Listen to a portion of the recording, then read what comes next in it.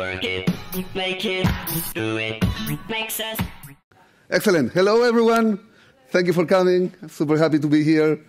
I didn't sleep much yesterday, but that's jet lag's fault. I'm Felipe Hoffa. I'm a developer advocate for Google. I work in San Francisco. I traveled all the way here to present this to you, so hopefully you will enjoy it. If you have any questions, interrupt me. Most of what I'm doing here is interactive, so if you want to do the same query for any other project or you have questions, feel free to ask. And if we have to move on, we move on, but it's good to be as interactive as possible. Any questions? Excellent. Let's get started. So this talk is about analyzing GitHub, analyzing 750 billion events, 46 terabytes of code, and we are going to do it interactively here thanks to having GitHub data on BigQuery and having BigQuery. Who knows BigQuery, by the way? Okay, I see a few hands. We will change the answer during this talk. So what do you see here? Just to get started. What is this? GitHub, yes. TensorFlow, yes. Code. So there's a lot of things that we can see here. It's not only code, it's code that has a license. It's code that has certain imports. It was written in certain date. There's a lot of things that we can start analyzing just by looking at code as if it was data. And we also have more data here. We have metadata like the project, the number of stars, how big the file is, how many people have contributed. And I call this data, and it's very big there because it's big data. We are going to collect a lot of that. So who wants to analyze GitHub? I guess you, because you chose this talk. But this is important for project maintainers. Who has their own popular project on GitHub here? Some people? Good. So these are things that you may want to know, how popular your project is. Who is paying attention to it? How did they get to your project?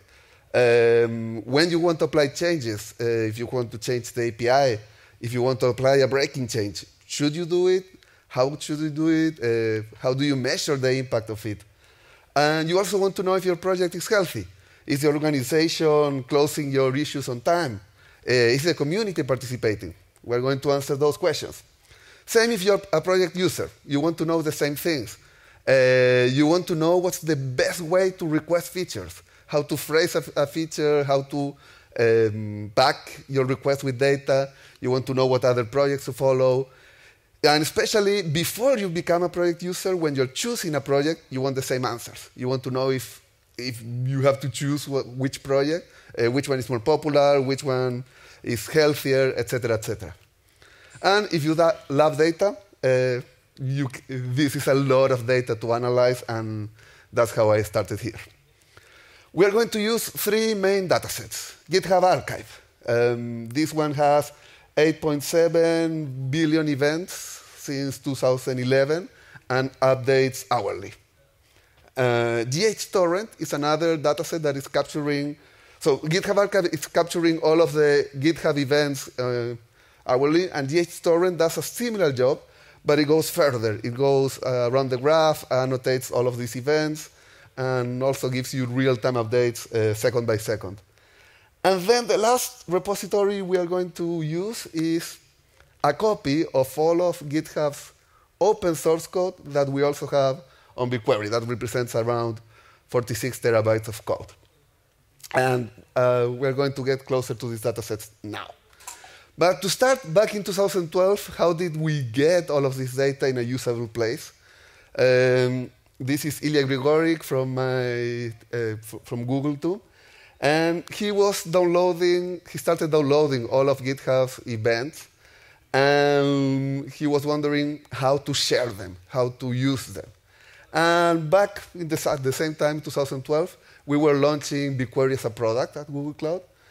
And he figured out that that was a good place, because first you start with files like this. This is a JSON file with all of the events for a certain date at a certain hour. And it's not that big of a file, but then the more hours go by, the more days that go by, the more data you start gathering. So for example, one of these files for 1 hour in 2016 is about 5 megabytes, compressed. Takes nothing to download. It has around 18,000 lines of events. But the problem is, if you want to do this for 7 years, then you have 2.39 terabytes of compressed data. And you have 1.1 billion events. So you cannot go and just download these files. You need something different. And this is where BigQuery came. BigQuery, for those that don't know it, it's a Google Cloud product. It's always on. It's a service. There's nothing you need to configure. It's really, really fast. You will see it now. We will analyze all these things with SQL. It scales. It works with any of your favorite tools, Tableau, R, Python, Looker, etc., etc., etc. And something that is really interesting here is that you can share data. If I load data into BigQuery, it's private until I decide to share it with someone, with another organization, or with everyone. I can share data load into BigQuery with everyone, and then everyone gets a free monthly terabyte. No credit card needed. You just need to figure out how to create the account on GCP, create a project, and then every month you can do a terabyte of queries and just, you can do now everything that I'm going to do. So let's start by looking at the stars. What do I mean by this? GitHub Stars. A way to measure how popular a project is to look at their stars. It's a very easy number to measure, but we can go much deeper than that. So let me show you what happens. This is the BigQuery web UI. It makes things easy if you don't want to connect it to anything else. And I have GitHub archive here. Let me search for 2016. GitHub archive year.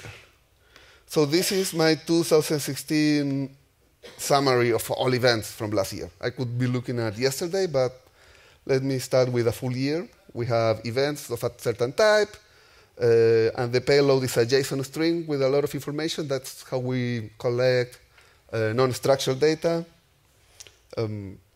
Because sometimes the schema changes, a repo, an actor, and this has, this table for 2016 has 766 gigabytes of data, 320 billion events that happened on GitHub. And if you want to see the data, here we have a preview. So we have a fork, which is public, a lot of metadata there. You want to go deeper, and we have a lot of data. Let me query this table just to look at how many stars were given in 2016, where type equals watch event. Watch event are the events that represent a star has been given. And in 2016, people gave 26 million stars. You can see that analyzing all of these rows was pretty fast and easy. And then what we want to do is do something more interesting, start asking questions like, what were the top projects in 2016? And for that, I just need the repo name. And I can group by the second column, order by the first one, in descending order, limit. Let's get the top 20 projects for 2016. Again, it's incredibly fast, I think. And these were the top projects. You might be familiar with them. Free Code Camp for people for learning to code, the Google Interview University at second, free programming books, Vue.js, TensorFlow, and so on. Something interesting here. I don't know, can you read this, or should I make it bigger? Better? Something interesting is how many more stars Free Code Camp has than any other project. Like, we're talking about an order of magnitude different.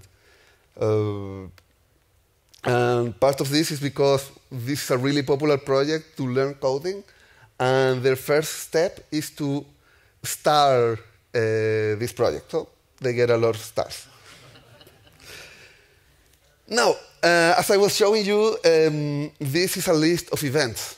And let me see one of my projects, for example, this one. Every time I start this project, I'm generating a new starring event. So if I'm counting things like this,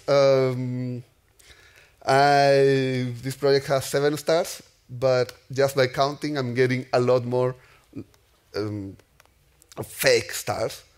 So when you are working with stars in a log like this, you really want to do something different, like count the distinct actor ID.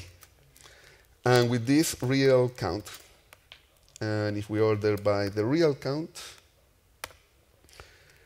here we get the real number of stars by unique users that were given in 2016. Again, we can change it to any time. And again, it's fast and easy to go and be changing these things. And yeah, we can see that some projects, they go from 180,000 stars to 175. And we can start getting rid of fake stars. In fact, I was looking yesterday at this, and I won't run the query now. This year, there is one person that has given thousands of stars to the same project, and I don't know why or how, but they are doing this. And so it's really important to deduplicate if you want a real count. So these slides, we did them interactively. Then, not all stars are equal. Every star that someone is giving you, your project, has a story behind. Every star comes from someone. So just to count the number of stars, my project has more stars than your project, is not enough. Maybe you're interested in stars by people that are new to GitHub. Or maybe you're interested in stars that come from people that code a lot, or from people that are interested in big data, or people that are interested in other things. New programmers, old programmers. There's countries, there are so many dimensions we can look at things. So for example, as we were looking, this is FreeCodeCamp versus TensorFlow. FreeCodeCamp received an order of magnitude more stars, more than TensorFlow. But again, we can do more interesting queries, like the one that I have here,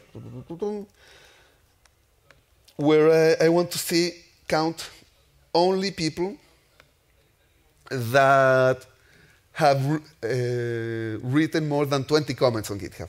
For me, that means that's an experienced user, that's someone that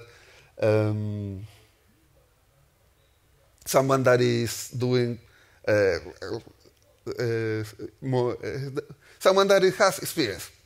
So when we start asking questions like this, we start getting a different number of top projects, and I don't know why this one is slow, but here you are. So for example, just to see some dimensions of FreeCodeCamp versus TensorFlow. The age of users, I don't know the real age, but I know how long these accounts have existed on GitHub. The age of TensorFlow starters is double the age of FreeCodeCamp. And people that are starting TensorFlow have started 80 projects instead of 12. And how many issues they've written, and how many stuff, how many pushes they've done, how many repositories they push to. All dimensions that might be interesting when you want to know who is starting, who is behind your project. So if I go and measure only people that have written more than 20 comments, FreeCodeCamp goes down from 170,000 stars to only 3,000. And yes, TensorFlow goes down too, but not that much. And maybe this ranking is more important to me. In fact, the top projects for 2016, the ranking changes a lot here, where the top project by experienced users is Yarn, which was on number 10 at first sight. And then TensorFlow is not even on the top 10 projects by this measure. It's still up, but not that high. And then you can start asking questions like, oh, someone that started my project, what else are they interested in? And you can see all their history. So for example, with this query, I'm looking at people that start TensorFlow. I'm looking at all of the other projects they start.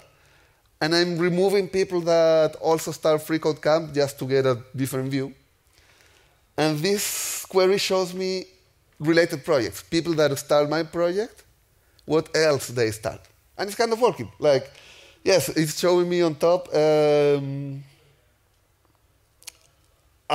so yes, people start TensorFlow 22,000 stars, but then we're getting that they also start models, and these people also start Café, Keras, the Google Interview University. So, yep, this is working. I don't know if you want me to run this query for any other Java project, related project, or we can move on.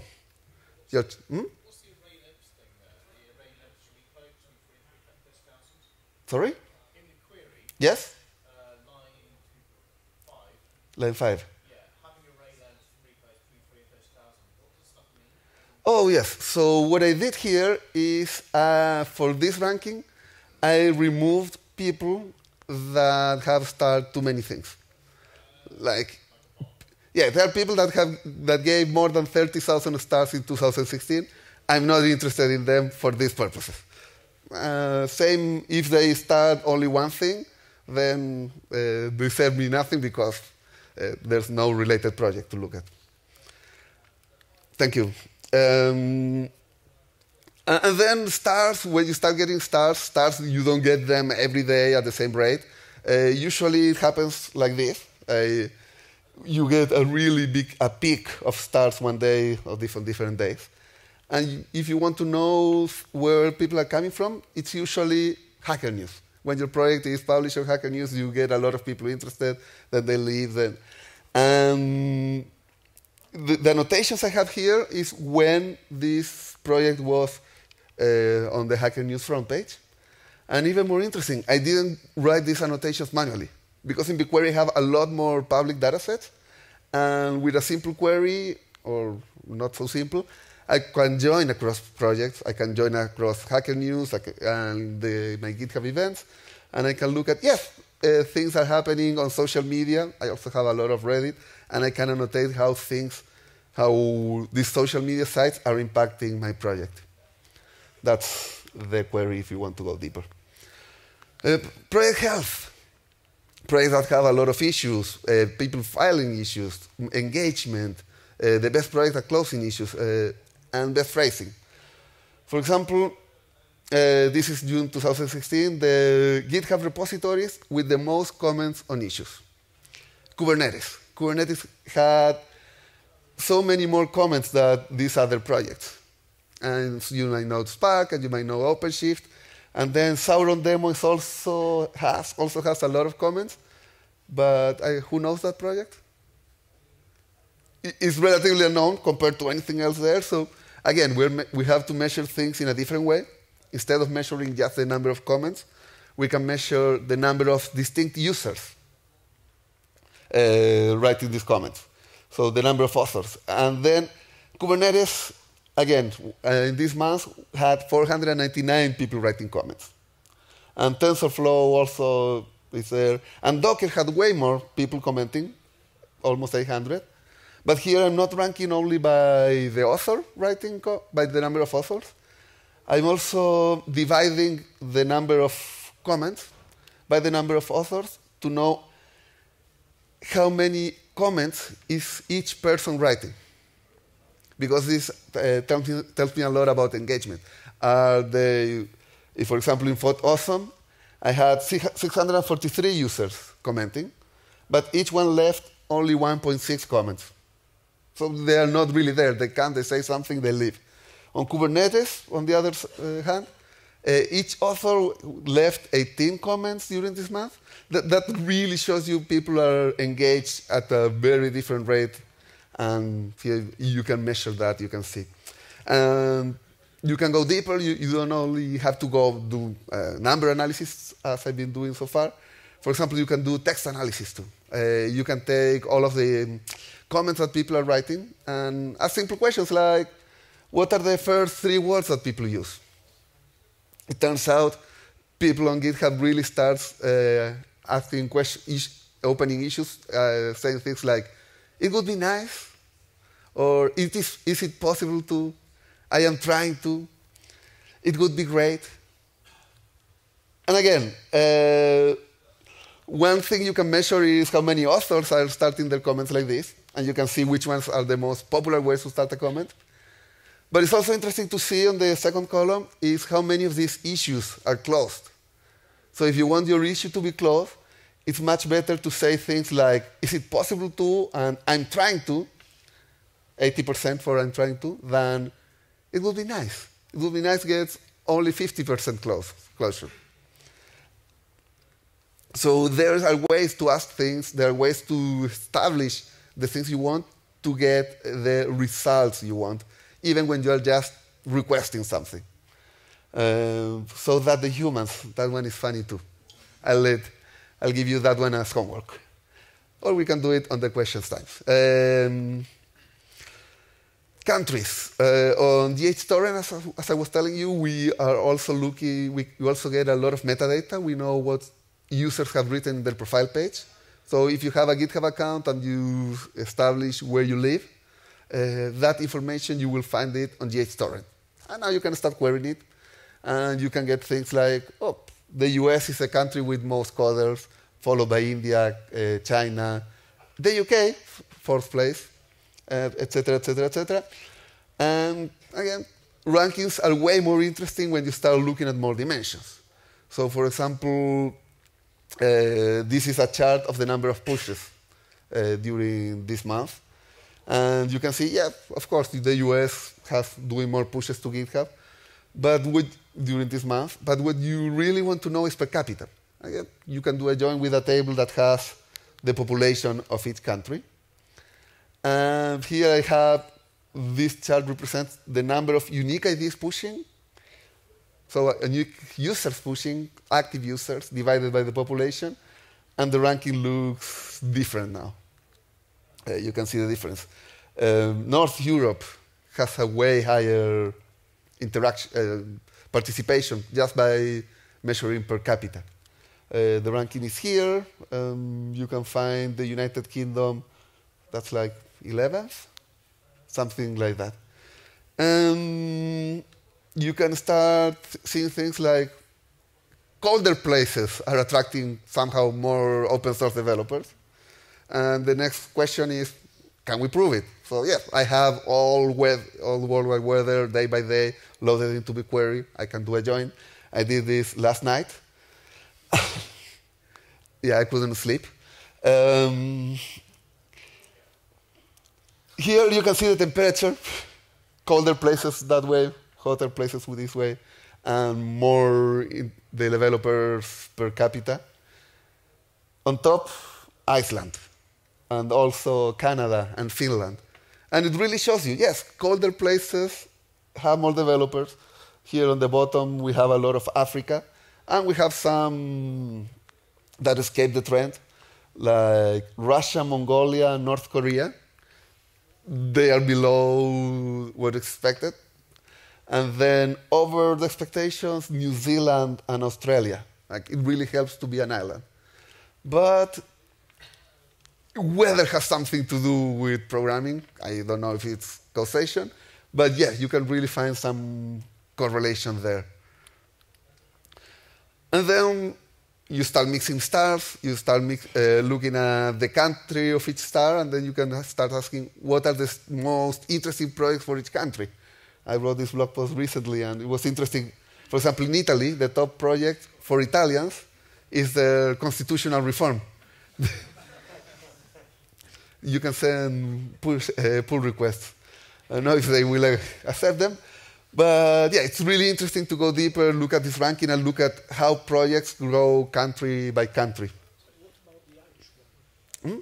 The Irish one was interesting. Oh, DEF. That's a really... The DEF is a really interesting project that corrects every time you type the wrong command, you say...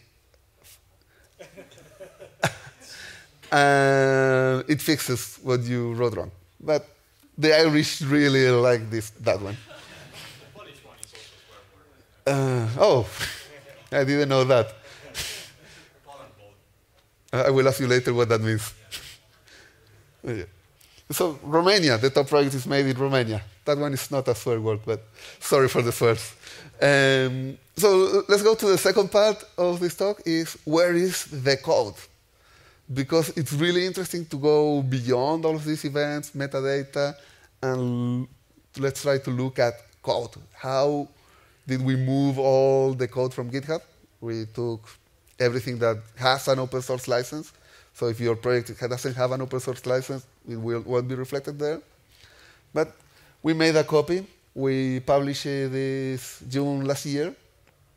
It has been really interesting to go inside. This table has, when I took this screenshot, let me not do screenshots, let me go live. So this one is GitHub repos. Here, this table with the contents has unique file contents of text files under 1 megabyte. So we don't have everything, just things that are text and under 1 megabyte, makes sense. And this table today was updated May 12th. Today this table has 2 terabytes of contents, representing 230 million files. Now, I told you earlier that we had way more code, and that's because each unique file, we are only representing it once. So again, we can write a query to know the real size of all of this. We can multiply the size by the number of copies. This basically looks at each unique file we have in this table. We also know how many copies of these files we have. And in 3 seconds, no, it's taking a little longer. What's happening here? Yeah. This is not the answer I want. Oh, I didn't run the query. Sorry. Sum of the size per copies. Yeah, this is the total number of bytes of code we are representing here, which is a lot. Bytes in terabytes. I don't want to do the math. Yeah, we have 50 terabytes of code represented here. And we can start writing queries over this content. So yeah, in case you want to run your own queries, we only have text files under 1 megabyte, 1 copy of each unique file. If you want to get the name of each file has many names because it has many copies, so you have to join with this other table. Now, some people start by deduplicating this and doing a join of all files with all contents and just getting a huge table of 50 terabytes of code. That's not really what you want. But what you want to do first is do an extraction. For example, if you want to analyze Java code, run one query who joins with the file path and only extracts all of the Java files, all of the Java files for a year, etc., etc. Extract files first and then run your analysis. And I left there a sample contents table that has 10% of the contents for the top project and 1 sample path for each file. And that's a much smaller table to make your 3 terabyte last. And what's important too is we only have open source projects. Now, how do I know that something is open source? It's not enough to have a license. If you go here to any project on GitHub, GitHub will tell you what's your license. And yep, my license is Apache 2. That's fine, I can copy this file. And this is because my license was recognized by their API. But sometimes there are projects like, let's say, Spark. Did they fix this? Oh, this is fixed. For a long time, Apache projects were not, didn't have their license identifier. So go and check that you have a license that the GitHub robot can check. I'm glad that they fixed that. Next slide. A lot of people here know Java, so let's do something fun with Java. What are the imports that are growing more during time? And these were my results, but it's more interesting to know to see the query. So let me copy it here. Things I can do with the query. Here I'm looking at all of the contents, the Java files from 2013. I'm doing a split of each of these files just to look at the line by line. And then for each line, I want to know if it starts with import. And if we want to know the top imports for 2013, then we just need to run this. These are the 300 top imports. How much data am I analyzing here? Oh, that was fast. Yes, so people in 2013 were importing util list, IO exception, array list. It all makes sense. But then if I do a join of 2013 with 2016 and I want to see,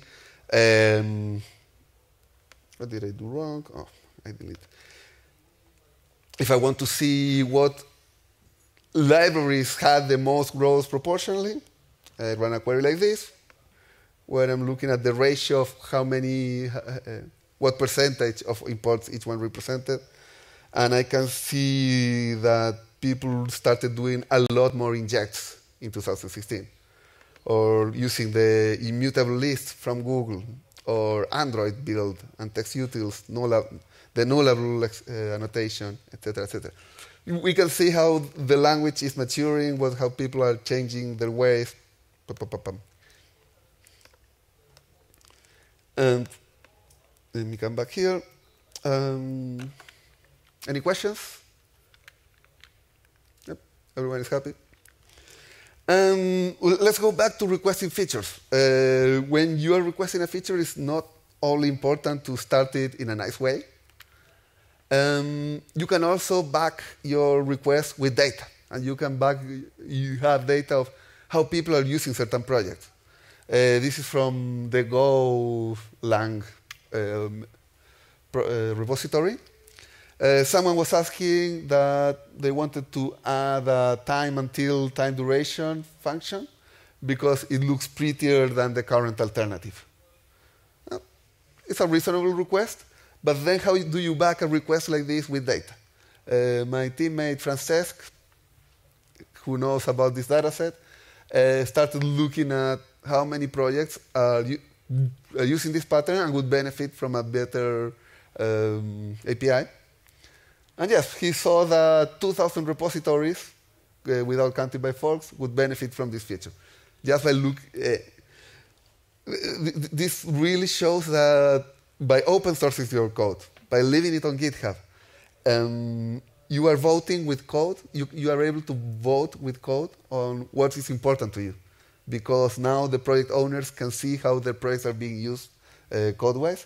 And the Golang community implemented this as they saw that it was benefiting a lot of projects. Now someone else asked to have TLS config in Go to be consistent between packages. Then Francesc also ran a different query, and he determined that 685 repositories would break if we made this consistent. So far, they have not changed this. It's harder to choose here, but at least now you know if you're breaking people or not. And so far, I've been doing a lot of regular expressions, text analysis, because SQL is a little limited, or not. With the query, you can even write JavaScript UDF inside your SQL queries.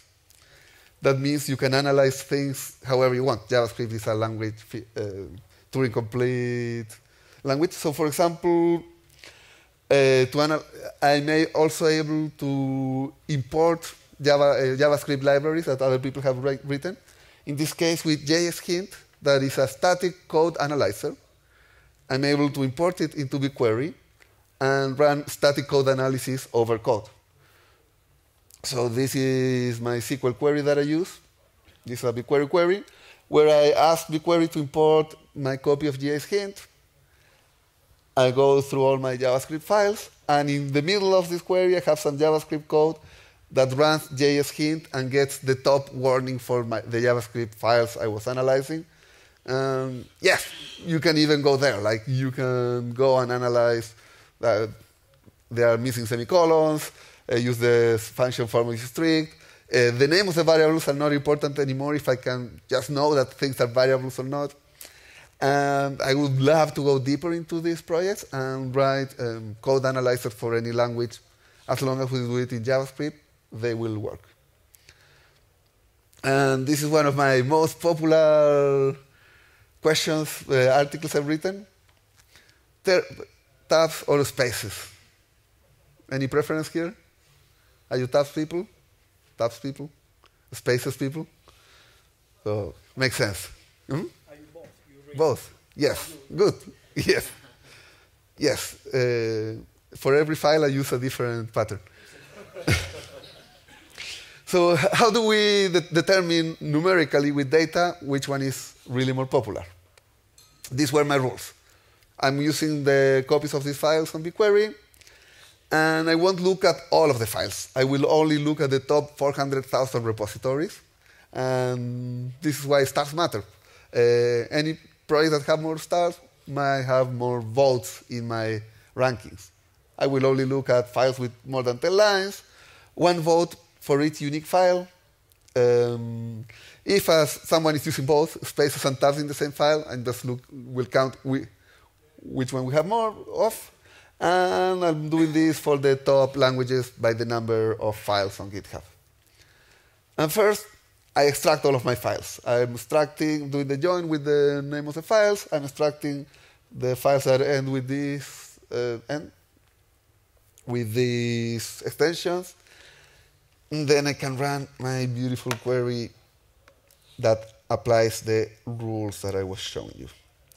And we're going to do it live because it's cool. So yeah, I'm doing a split of line by line. I'm looking if the line starts with a space or a tab. And then I'm summing the number of tabs, the number of spaces. I'm looking at what do we have more. And these are my results. Of course, I want to move them to Google Sheets to visualize them. That was fast. And let me do a copy of this.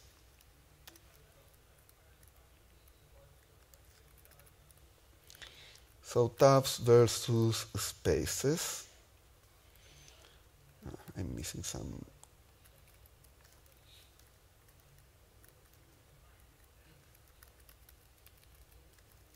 What did I do wrong?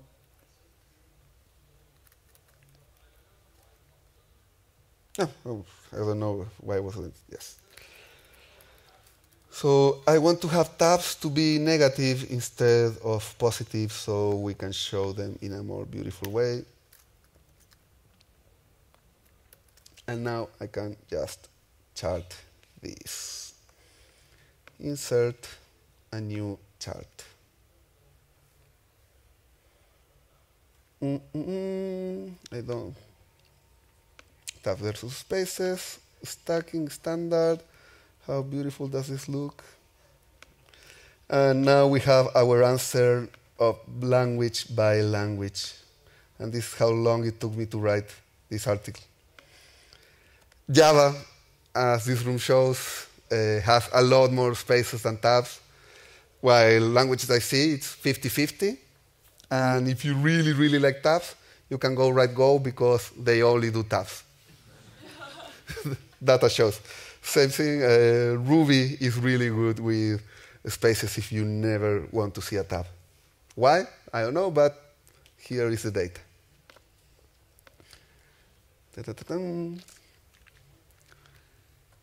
And yes, this is, we build the visualization in real time. Things can get really more interesting. This was another project run by Googlers, where we used BigQuery and GitHub to find and patch thousands of open source projects vulnerable to MadGadget. That was a really nasty bug. And with these tools, we were able to find, so there was a team at Google that was able to find all of the repositories that have this problem and send them patches, and that was really, really cool. So just to go finishing, who wants to analyze GitHub? Even GitHub uses BigQuery to analyze themselves. This is a video I did with Alison, one of their data analysts. I had a cool mustache then. Hopefully, everyone wants to analyze it. Hopefully, you will try BigQuery later. There's a lot more that people have done, a lot more. If you write anything, if you do anything, please ping me. I can add you to this list. People are doing a lot in many languages. A lot of projects are keeping the track of their health with these tools. And if you have any questions, feel free to contact me on Twitter, on Reddit, on Stack Overflow. And if you have feedback for me, please give me feedback. I love feedback on this URL. Thank you very much. Let me take a picture of you. Smile.